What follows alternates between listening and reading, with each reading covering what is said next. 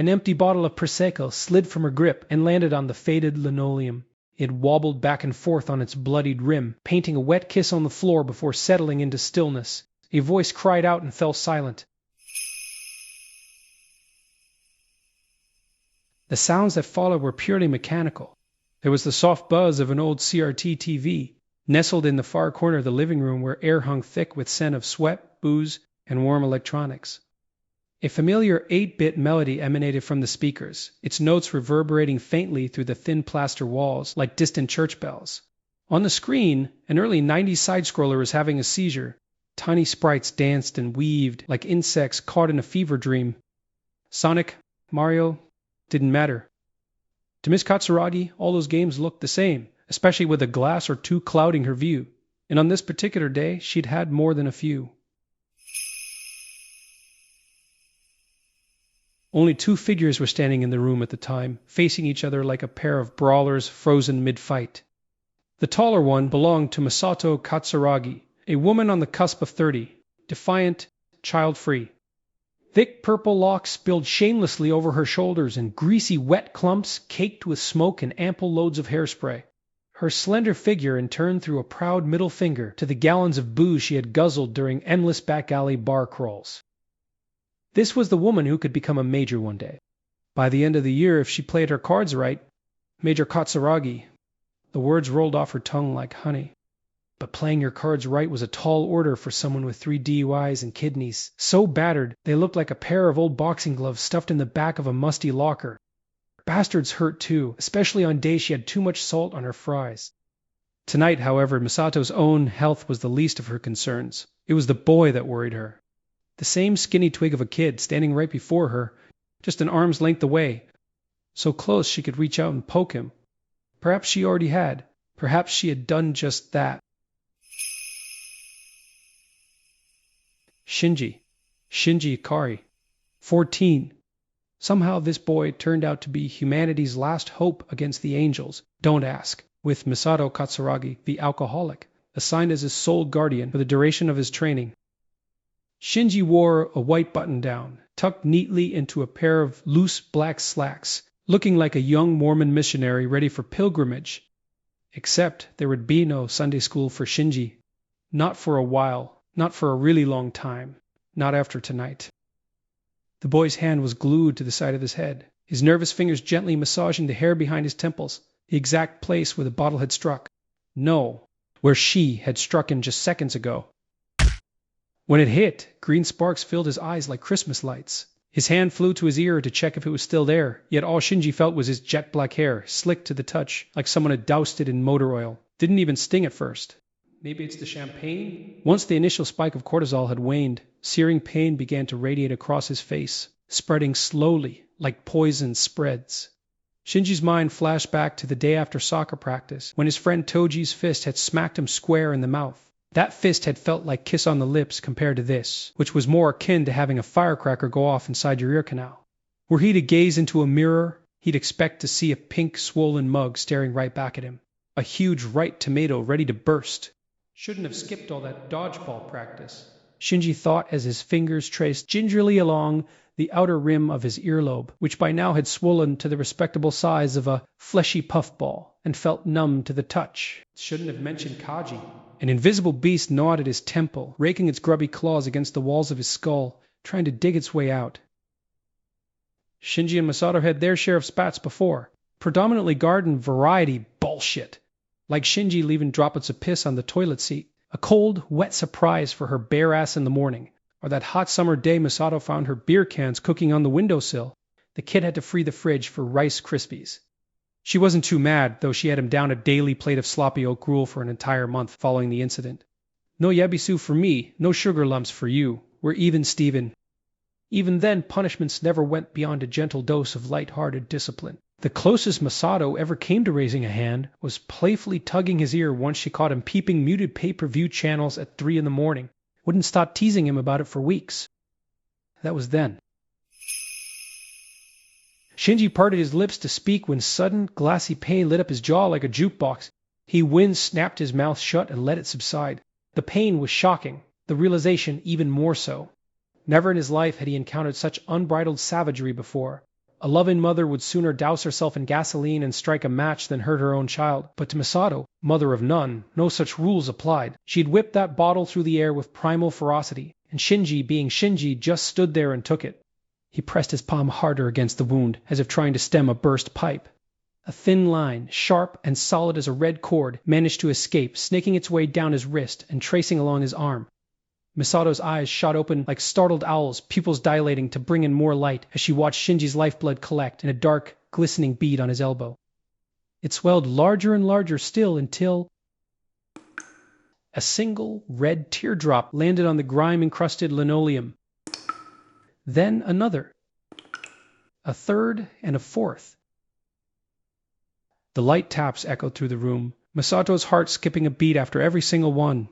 The sound sent her back to her aunt's vintage bathroom. The steady drip, drip, drip from the faucet, amplified by the moldy tiles with their dank, musty smell. That pungent mix of dead water, rotting wood, and the sickly sweet odor of mildew that clung to every surface. The kind of smell that made you want to hold your breath. The kind that seemed to coat your tongue and linger in your nostrils long after you left the room. She could taste it now. Her breath caught in her throat as it dawned on her that tonight was no mere leak. Tonight it poured not from the sky, but from Shinji. And within a few minutes the entire floor around his feet was covered in rubies. Shinji's brown eyes darted to the speckled floor below, then to his own shirt. There were stains, dark ones, like blots of ink on white paper. Wait, champagne isn't red. The boy's lungs seized up, short, ragged gasps. His face, already pale, drained of what little color remained. His body swayed slightly, one hand clutching his head, the other pressed against his hip, as if trying to hold himself together. Across the room, Misato stood frozen, mouthing soundlessly like a goldfish out of water. Their eyes met. There was that instant of heat, like a power surge when all the needles swing into overload. If Shinji's eyes could speak, they'd scream, "I trusted you." But when he finally managed to crack his jaws open, all she heard was a measly, "Why?" Misato jerked forward, hand snapped into her mouth as bile rose up in her throat. On her shoulder, the yellow nerve badge cast occasional glints of light against the walls. One such light caught the boy's eye, another one hit the window and reflected back at her. A bead of sweat trailed down the small of her back. It was at that moment when the fog of booze was washed away and chilling clarity took place. What have I done? No longer was she stumbling through the neon-lit alleys of Shinjuku, where streets reeked of rats, rice, and venereal disease. No longer was she rebuffing the lecherous advances of drunken salarymen outside seedy pachinko parlors. No, this was home. This was real. And it wasn't some washed-up barfly gawking at her with bloodshot eyes and teeth stained with whiskey. It was Shinji Ikari, the pilot, the ward, the boy whose skull she had cracked like an empty bottle of convenience store vodka dropped on the sidewalk. Oh no. Oh dear God, no.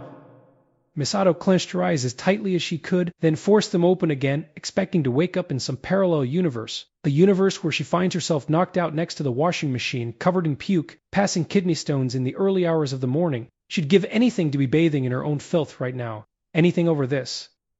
But as she opened her eyes, nothing had changed, except for the floor that had grown ever more spotty, and Shinji, who had grown ever more pale. Misato thought he looked like a boy turned stone, frozen in place, as he gazed into the eyes of an ancient monster. The same monster who for the last 9 months had been burning his toast, washing his teas, and sniffing his briefs after cleaning. The boy spoke again. I don't understand. That feeble voice, an ice pick through her gut. Fuck. Was this kid genetically engineered to be this heart-wrenchingly pitiful? Was this what torture felt like? I'm sorry. Enhanced interrogation. Was this what the huntsman felt when he emptied a buckshot into the rustling leaves nearby, only to realize seconds after that it wasn't the deer hiding in the bushes but his very own son? Amidst the chaos of her thoughts, among the flurry of what-ifs and what-nows, a colder, more calculating part of her brain kicked in, starting to ask questions of more practical nature. Will he talk? Will he tell? Will I get fired? Will I go to jail? Will he live? He moved. Took the first step towards her, heavy, sluggish. A step of a phlegmatic zombie in a low-budget horror. With his face spectral white and bloodied hand seemingly sewn to his temple, he sure could have auditioned for one. His eyes, however, were alive, and there was a hint of danger in them. After what felt like wading through quicksand, Shinji finally came to a standstill, face to face with the woman who was not his mother. They were so close she could taste the juicy fruit bubblegum on his breath, as he exhaled a soft sigh of disappointment. His gaze, no longer vacant, now drilled through her, signaling telepathically it was her turn to speak. Explain yourself. Now. Misato was about to spew an apology, but her throat constricted, words cut off as if amputated by a scalpel. Apology wasn't enough. How about a deal? A brand new video game every day of the week for 3 months straight. No. Forever. As long as this remains between them, that is. Goddamn, bribing a kid, seriously? Misato, you rotten piece of garbage. Misato's hands reached out for him. Part of her expected the boy to recoil from her touch as if she were a venomous snake. Instead, he reached back, his blood-slicked fingers intertwining with her trembling ones. Now they both looked like a pair of kids who'd done finger paints. It's okay, he said in a voice that was hardly there. It's going to be all right. Will it, though? That's when Shinji's world began to whirl and rotate like a centrifuge in outer space, the edges of his vision blurring in and out of focus in slow, woozy cycles. An odd sense of lightness filled his limbs. For a moment he thought he'd ascend from the ground and simply float away, pass right through the ceiling, drift through the drywall and transcend the room above, rising higher and higher up into the sky like a mylar balloon aiming for moon, passing through the cables and the power lines, soaring beyond the rooftops and the satellites, above the neon signs and the window lights, further and further away from that wicked place where crime took place until the entire city of Tokyo 3 had shrunk to the size of a tiny white bee below his feet, while above him lay an endless veil of black velvet studded with a billion stars. Come and surrender, it said. Surrender to the vast windless sky as it shifts its cosmic hue from faded blue denim to the purple black of a festering womb. Shinji took a deep breath. The smell of ozone filled his lungs. Was this the smell of heaven? The buzzing in his ears? Was it the angels calling? But he couldn't join them. Not quite yet. Not before the new Mortal Kombat comes out, the one with real blood and guts, where you can rip out spines and stuff. Not before he gets his first kiss too. Besides, he already had a fallen angel at home, a celestial alcoholic named Misato Katsuragi, courtesy of Nerve. She had her bad days, but she'll fix it, like she always does. Shinji was sure of it. Stop! Shinji's grip tightened around Misato's fingers with unnatural force, crushing them until he almost broke her pinky. Her body jerked back in a painful spasm, yet his grip held on and clamped down even harder. Hold on tight, boy, for she is your last remaining lifeline in this dark world that follows. Misato looked down and froze. Shinji's hands were gone, replaced with a pair of sharp iron hooks, sinking slowly into the soft meat of her palms like hot pincers. A shrill scream shredded her throat as she fought against his grip. Get off me! Misato tore herself free from Shinji, regretting it immediately. His hands were fine, the hooks were gone, but his shirt was soaked red, and his shoulders, they swayed back and forth, penduluming. Then his eyes rolled back, and his entire body began to collapse in slow motion. Misato lunged forward, scooping him up by the armpits. They sank to the ground glued together. Her knees hit the floor first. Hard. A crack echoed through the room. Not loud, but sharp and crisp like a dry branch snapping, followed by a stifled cry through clenched teeth. The bright, brilliant pain was instantly numbed by a shot of adrenaline, flooding her veins like jet fuel. To hell with the pain. Can't let him bleed. Won't let him bleed. Her hand latched onto his wound, long splayed fingers wrapping around his skull like a spider. Now she felt it too, the oozy, slick surface of his scalp. His pulse throbbed against her palm, each beat sending a fresh gush of blood that spread between her fingers, warm like mother's milk. A few droplets hit her thigh with light, hot licks. Shit! Probably nicked an artery. Misato's mind flashed back to her nerve emergency training, the clinical dry voice of that blonde bitch Ritsuko, droning on about trauma management. Humans can typically lose around 15% of blood before the body starts experiencing signs of hypovolemia. For a scrawny teenager like Shinji, that was probably about 2 cans of soda, but Misato couldn't be sure. About 20% of those classes she attended bored out of her mind. At 30% blood loss, the body's compensatory mechanisms begin to fail. Organ damage sets in, and without a transfusion, death is imminent. She scanned the floor, trying to gauge how much Shinji had already lost. Too much. Her eyes fixed on the nearby sofa. A crumpled gray dish rag hung over the armrest. Shinji's mess, no doubt. This will do. Misato knew if she stopped the bleeding right fucking now, there was still a chance. Slim as it may be, the kid might live to see a brand new PlayStation under the Christmas tree. Everything that happened next happened fast, but to Shinji Ikari it all seemed slow. It all seemed to happen in a series of shutter clicks, like a set of action panels in a Japanese manga. In the first panel, Misato had her arm extended towards the sofa, snatching the dish rag by the corner. Her other hand cupped his head, pushing the boy's face against her chest. Chanel No. 5 filled his nose. In the second panel, she was wrapping the towel around his head like a turban with surgical agility. The fabric grew pregnant with blood, a soggy, wet sponge between her fingers. Don't you bleed out on me, you little assholes, to please God. Let him stay with me, Scott, let him stay with me. In the third panel, Misato had both ends of the dish rag in her hands, pulling them with psychotic strength, tightening the knot around Shinji's skull till her knuckles went white. Shinji made a sound. That gave her hope. Good, there's still some fight left in him. Her other hand, now free from restraints, slid inside her jacket. Trembling, slick fingers were feeling around for the familiar shape of her sturdy old Nokia. The phone fumbled in her pocket, slipping from her grasp each time she was about to seize it, taunting her. God damn it, she hissed through gritted teeth. Where the hell is it? A moment of struggle, and she had the phone planted firmly in her hand, always kept it close to heart. Could stop bullets, they said. Then they said it gives you cancer. You take the rough with the smooth, I guess. Misato yanked it out, smearing Shinji's blood across the keypad. But when the tiny screen came to life, her guts cramped up. Battery low, it said, casting its yellow glow across her big, brown, desperate eyes. Stupid piece of plastic. Misato held her breath. 1 heartbeat, 2, 3. The phone went beep. I'm about to fall asleep. Fuck. Better be quick. Her fingers moved on autopilot, muscle memory kicking in as she punched 119. But as she was about to make the call, her thumb froze and hovered over the button, as if held back by some invisible force. And what will you say?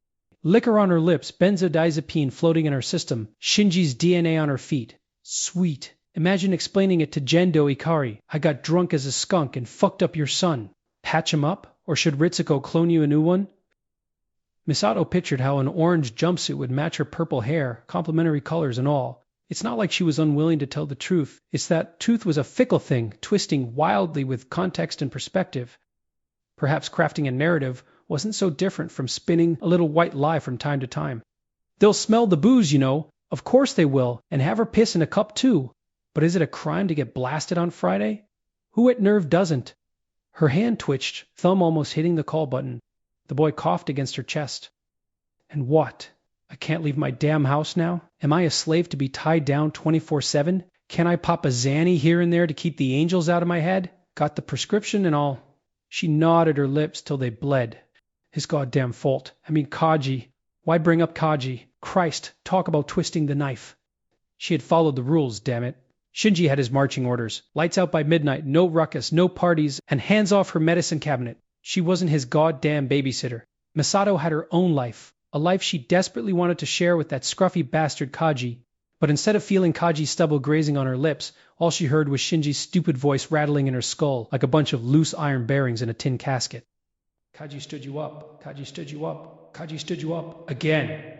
Each repetition felt like getting punched in the face with a brick. You had to rub it in, didn't you? Her arm tightened around the boy, not in love, but in anger. And fuck you too, Kaji. At this point, Misato's eyes had the gleam of a genuine devil in them. She was about to hurl the phone across the room when a sharp voice cut through the fog of her mind like an arrow. Honey, you're rationalizing. That's right. I am. Misato punched the call without hesitation. The phone rang once, twice, a click, then a calm female voice. 119. What's your emergency? Misato's mind wandered aimlessly. God, she sounds fat, before snapping back to focus. Teenage boy, 14, suffered head trauma. Suffered head trauma. What an eloquent way to put it, so clinical, so sterile, as if it just happened, as if some supernatural phenomenon had taken place, localized entirely within the confines of her living room. There's blood everywhere. I've got it bandaged. Bleeding's mostly stopped, but her voice cracked. It's bad. What's your location, ma'am? Misato rambled the address, stumbling over syllables. The operator pretended not to notice. Stay calm and don't move him. Check his pulse for me, please. You know how to do that? Of course you knew how to do that. Misato wedged the phone between her ear and shoulder and pressed her index finger against Shinji's throat where the jugular was. There was a slow, weak pulse. It's faint, Misato said, but it's there. Okay, now tell me what happened. Her guts went tight. Are you with me? A long exhale. Yes. Misato could sense the operator's suspicion through the phone. Rightly so. There were signs, after all. Slurred speech, awkward pauses, fumbling of the words. The lady's voice sharpened. Ma'am, have you been drinking? Socially, Misato said, then cringed immediately. Shit. Wrong answer, idiot. She could hear the operator sigh through the static. Let's try again. What happened exactly? Misato wanted nothing more than to somersault out of the window and dive headfirst into the pavement. I came home and found him. Found him? I found him, The line went dead, and for one guilty moment, Misato felt like a bomb had just been defused. "Hello, hello, can you hear me?" she repeated like a mantra, knowing she was supposed to try. The momentary relief gave way to disgust. Disgust at herself, for she had hoped, no, prayed, the phone would go dead, possibly sooner. Misato's eyes darted to her bag where her charger lay coiled inside. She could get it, plug it in, call back, she should. But instead she just sat there, hugging Shinji and stewing in shame and naive hope. Hope that somehow, miraculously, it would all work out in the end. But how? The more she searched for a happy ending, the more evasive it seemed. The boy would talk. Of that, she was certain. If not willingly at first, then after a few injections of scopolamine at Ritsuko's laboratory, or perhaps a stern stare from Gendo would do it. He'd spill it all. Unless... Misato looked at Shinji. He was in peace, lying unconscious in her arms, his chest rising and falling in a slow, steady rhythm. Her hand moved on its own, brushing his cheek with tenderness that surprised even her. Poor thing is in so much pain. Even if he lives, what kind of a life would it be? Crippled, traumatized. You deserve better than that, Shinji. Misato spread her long fingers before her, and for one wild second imagined how they'd look wrapped tightly around Shinji's delicate little throat. The boy's eyes flashed open. "Mom!" Misato recoiled, her intrusive thoughts gone. "Me?" Even though his strength had waned and blood had drained from his face, she still saw trust in those eyes. But then there was a shift. His eyes drifted past her, locking onto an elusive spot in the distance, a good 10, maybe 12 feet behind her. His vacant stare stirred an urge in her to shake him, but instead she pinched his cheeks. Gently. "Hey, look at me. Focus. Help is on the way." Shinji's gaze remained fixed. His hand slipped from her shoulder, one gangly arm extending past her ear, pointing towards the empty kitchen doorway. Then his lips began to move as if uttering some ancient incantation. Misato brought her ear closer, feeling his breath run down the side of her neck as he spoke. Except Shinji wasn't merely speaking, he was asking a question. "Who's the white lady?" Misato felt like someone had just poured a paper cup full of ice cubes down the back of her jacket. She whipped her head around, eyes obsessively scanning the vacant space behind her. Nothing. No one. "Shinji?" She tried to remain calm, but the quivering voice betrayed her. "There's no one there." The linoleum beneath her felt cold and sticky, the spilled booze and blood forming a sick, coagulating cocktail that soaked her legs, like gelatin. The boy's gaze didn't waver, a faint smile tugging on his pale lips. "Beautiful," he said. "Bright." No, Shinji. You're hallucinating. There's nobody there." Her voice, when it came out, was trembling so badly she hardly recognized it as her own. "You say that, but is that what you truly believe?" For it wasn't the wind in the attic that sent that shiver down her spine, the one she felt bite all the way down to her bone marrow. Misato began to be afraid. She sensed there was something terrible in that room, something worse than plague, fire, or earthquake, something dark, not bright, something dark was in the room. But all Shinji felt was peace for the first time, as he sank deeper into that tight, motherly embrace. His body melted into hers, returning to that warm, placental place where all life stems from, and as Misato's locks fell upon his face, even the sour scent of beer on her breath was deeply comforting. "Yes," said Shinji, a wide smile spreading across his face, his long, inviting arms stretching into the distance. "Come closer." "No!" Misato's voice cracked like a whip through the air. Spittle flew in his eye. "Shinji, look at me. Don't look at her. Stay with me." Shinji's head tilted upwards, tracking the footsteps of the invisible guest that slowly approached them. Terror gripped Misato, and she seized the boy like a drowning woman clutching a life preserver, squeezing him so tight she could hear his bones crack. But she was no longer holding Shinji. In fact, she was no longer holding a human being at all. Shinji was gone, replaced by a child-sized doll that felt dry in her arms, as if all its bones had ossified. A boy made of straw, with black buttons for eyes that kept staring into that blank nothingness, with a stupid red grin on its face. A grin painted in lipstick. That cold breeze again, from the back of her neck all the way down to the balls of her feet. Her heart wasn't just pounding in her chest, it was vibrating. A drop of sweat trickled in her eye. It stung, but she didn't blink. Misato couldn't bring herself to look. She fought against it at first, but her head began to turn on its own. "Oh, but you have to look, sweetheart. It's your doing." Then out of the corner of her eye, she saw...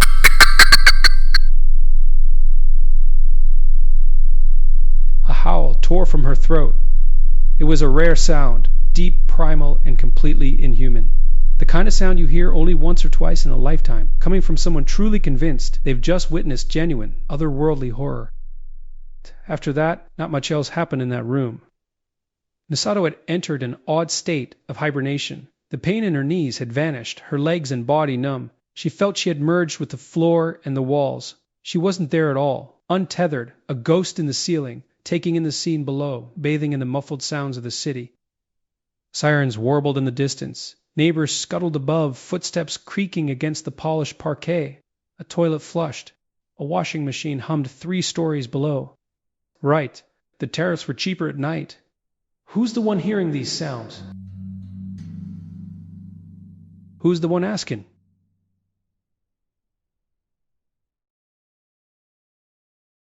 Sirens had stopped. A dog's bark outside. Car engine idling. Heavy boots on concrete. Up the stairwell, a sharp ring at the door. Then a knock, urgent voices in the corridor. 3 more rings in quick succession, shouting, pounding, once, twice, then the splintering crack of wood giving way. That's when she blinked, becoming aware of her own body again. She gazed into the TV that had long gone black. In it, her own big, wide, bloodshot eyes reflected back at her. The boy cradled in her arms, her silver cross pendant pressed against his brow, glinting like a shard of ice. In a twisted way, it looked beautiful, an impressionist painting you could hang at an art gallery, maybe even the Louvre. That was the last image she saw before they took Shinji from her.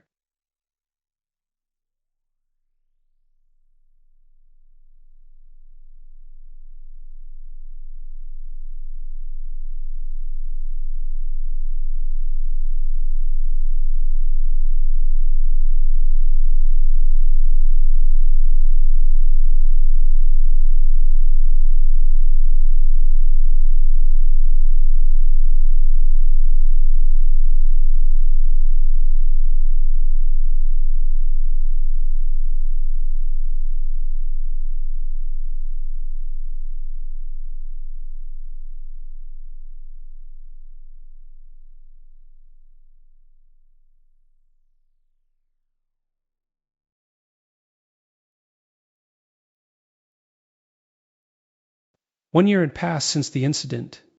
Full moon drifted over the Baltic Sea, and somewhere in Eastern Europe, a lonely woman couldn't sleep. Instead, she was typing away tirelessly on her keyboard, the lone window of her office, casting a single pinprick of light on the massive walls of a looming Stalinist tower. Miss Katsuragi hadn't made Major that year, nor the next, but she hadn't gotten fired either. Instead, she found herself thousands of miles away from Tokyo 3, relegated to a nondescript government office in a barely functioning post-Soviet republic. Her new life revolved around filing Excel sheets, rubber stamping requisition forms, and meeting the occasional attaché. She no longer needed the gun, at least according to Nerve. The pilots were no longer her responsibility. Within weeks of the incident, they were quietly reassigned to Ritsuko Akagi under the pretext of a broader organizational shift. Misato had accepted these changes without protest, the same way she'd accepted Kaji's increased absence from their staff meetings. His calls had ceased entirely. The clock struck 9, and Misato had just deleted her last email for the day. She pushed the keyboard aside, propped her chin in her hands, and stared at the flickering screen before her. Her mind drifted back to that night. She recalled how the paramedics rushed in, how they pried the boy from her arms, how they tried to revive him, and how they failed.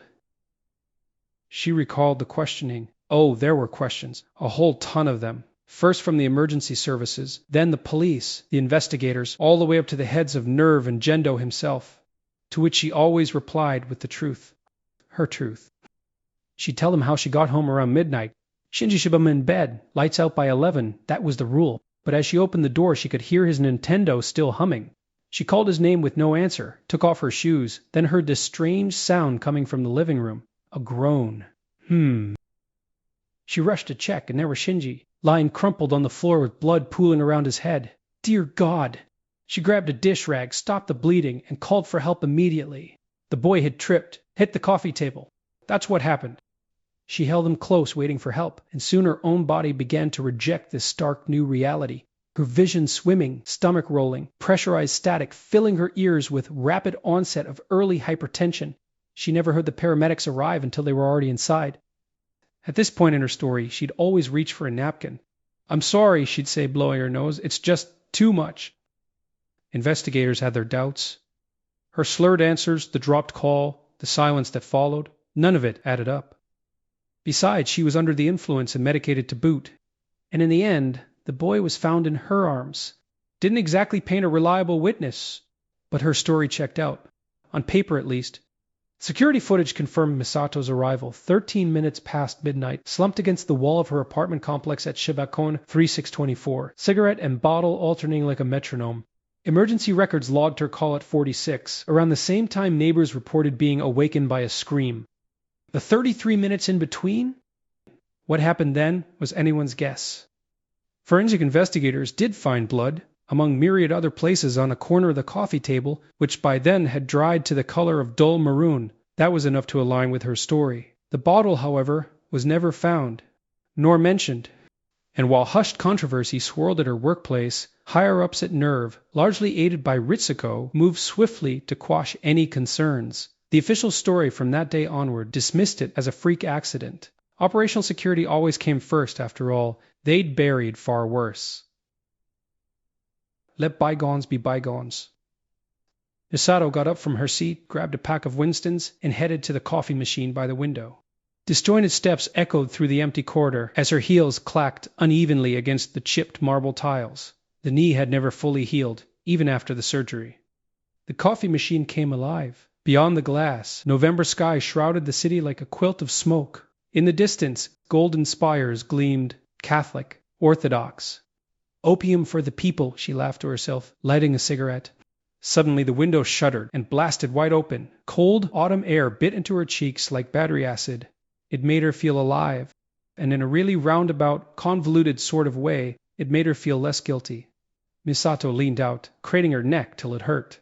She stared down the massive walls, adorned with hammers, sickles, and folk symbols she didn't recognize. There were another 10 stories below her. That's what, 100 feet give or take? Wind whistled at her ears as if trying to speak. That's a long way down. She dragged one final puff down to the filter, crushed the cig against the windowsill, and left it with others, for pigeons to feed on. A janitor shuffled around the corner, mop sloshing. He greeted her in thick Russian accent. Late night, tovarish? Misato forced a smile. Finishing up. The man's breath reeked of cheap vodka. It made her stomach turn, and suddenly, like a switch being flipped, she was back there. That memory that haunted her nights, the one that surfaced even at the faintest whiff of alcohol, like clockwork. Just one single scene, looping. In it, her arms were tightening, not around a pillow, but a body. A small face pressed against her chest. Lullaby on her lips. Weak hands pushing against her, feebly at first, then frantic. Thrashing about, coughing, a leg kicking her shin in violent electric convulsions. Then a spasm, a jerk, stillness. The coffee machine glared, steam curling. Misato stared down at her trembling hands. After all these years she had finally gotten sober. Just not the way she had planned.